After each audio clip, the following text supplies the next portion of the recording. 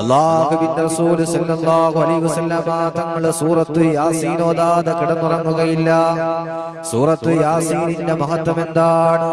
ഒരാൾ സുബ്ഹി നിസ്കാരത്തിന് ശേഷം അവന്റെ മുസല്ലയിൽ ഇരുന്നു കൊണ്ട് സൂറത്ത് യാസീൻ ഓതി കഴിഞ്ഞാൽ ആ സൂറത്ത് യാസീൻ ഓതിയിട്ട് അവൻ അല്ലാഹുവിനോട് ചോദിക്കുന്നു, അല്ലാഹ് ഇന്ന പ്രയാസമാണ് റബ്ബേ, എന്റെ പ്രയാസങ്ങൾ മാറ്റിത്തരണേ അല്ലാഹ്, എന്റെ വേദനകൾ മാറ്റിത്തരണേ അല്ലാഹ്, എന്റെ രോഗങ്ങൾ മാറ്റിത്തരണേ അല്ലാഹ് എന്നൊരു മനുഷ്യന് ദുആ ചെയ്താൽ ആ സൂറത്ത് യാസീനിന്റെ ബറക്കത്ത് കൊണ്ട് അല്ലാഹു അവന്റെ രോഗങ്ങൾ മാറ്റിക്കൊടുക്കുമെന്ന്, അല്ലാഹു അവന്റെ പ്രയാസങ്ങൾ മാറ്റിക്കൊടുക്കുമെന്ന് ആദരവായ പ്രവാചകൻ നബി മുഹമ്മദ് മുസ്തഫ സല്ലല്ലാഹു അലൈഹി വസല്ലമ തങ്ങൾ പറയുകയാണ്.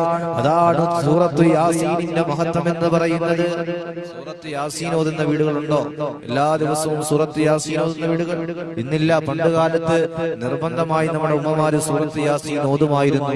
അവരുടെ മക്കളെ കൊണ്ട് സൂറത്ത് യാസീൻ ഓതിപ്പിക്കുമായിരുന്നു. അല്ലാഹു മനസ്സിലാക്കാൻ തൗഫീഖ് നൽകി അനുഗ്രഹിക്കുമാറാകട്ടെ.